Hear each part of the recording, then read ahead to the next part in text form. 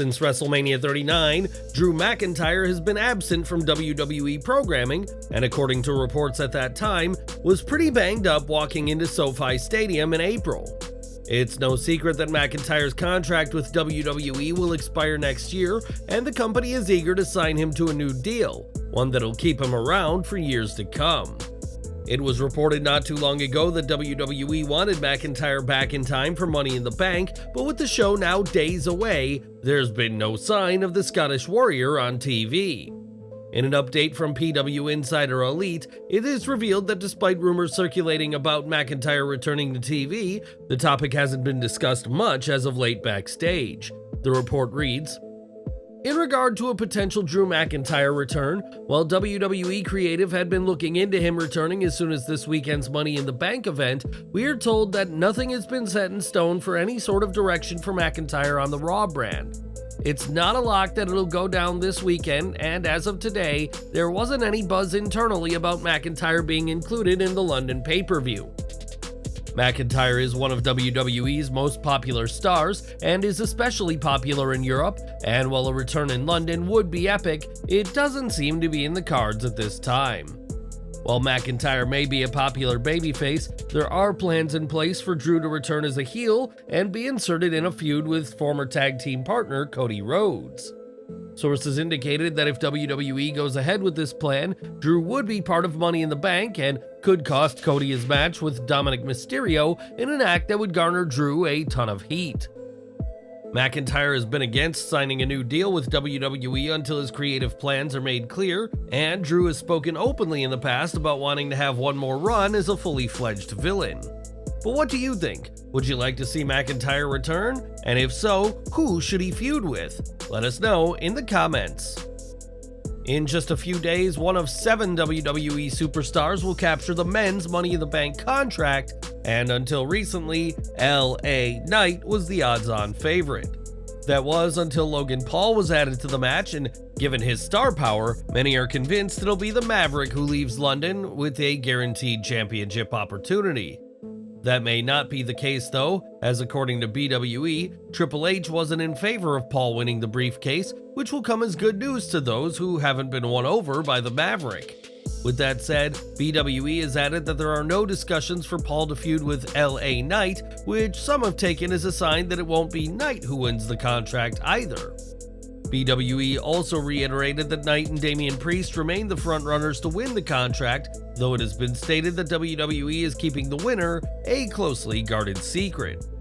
Whoever wins the men's Money in the Bank ladder match won't know until the day of the show, and who do you want to see leave the English capital with a title opportunity?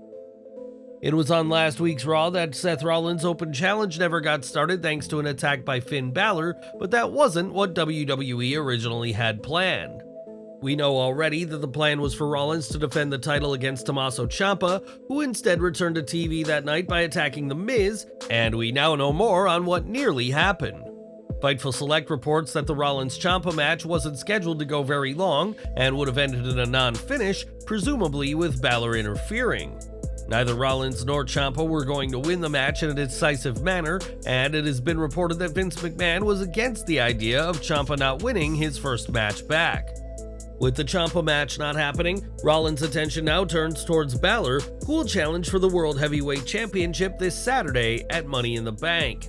Should Rollins retain, odds are that he'll throw out another open challenge down the line, and we can only hope that Ciampa gets his opportunity to challenge for the gold one day.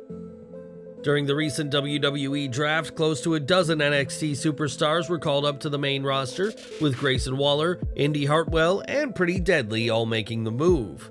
While the NXT roster looks much different than it looked just a few weeks ago, the changes aren't stopping, as fans can expect 2 more superstars to be called up very soon.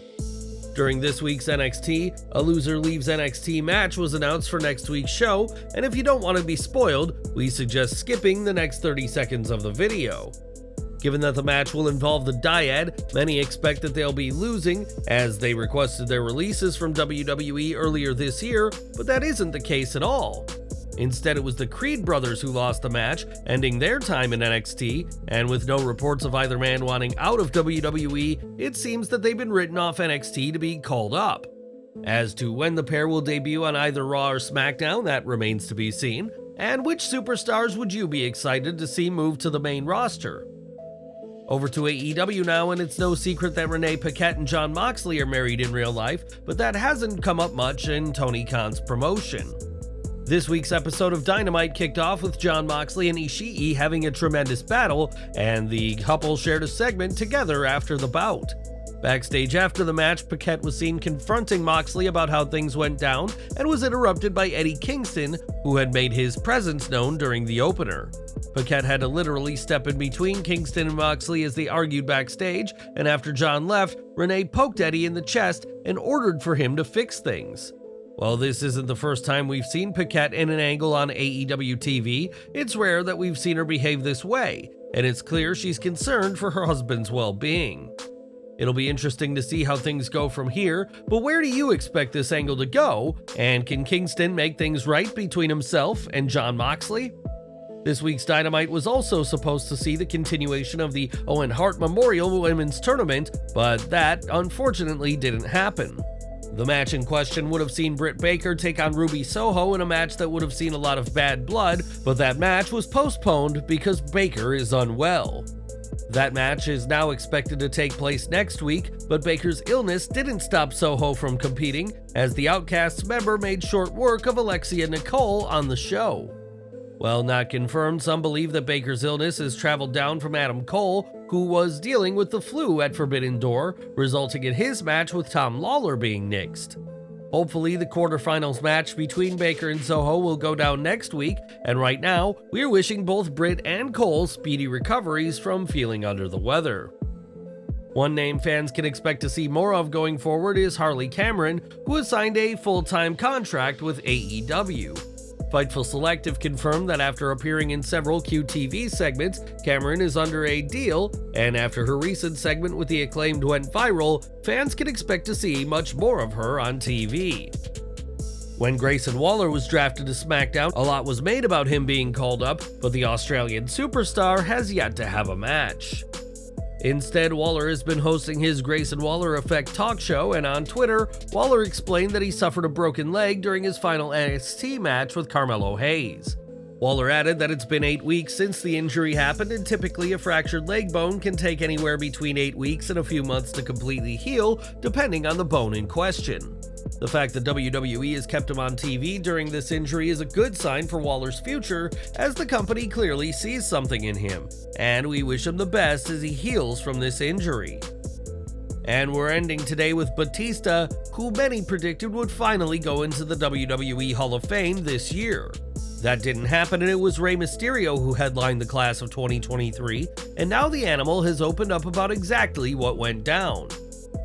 Speaking to Cool Kicks, Batista was asked if he attended WrestleMania 39 in LA this year and explained that he was in South Africa at the time filming a movie. Batista added that he simply couldn't get out of the film schedule and did say that he was supposed to go into the Hall of Fame, presumably as the headliner for this year's class.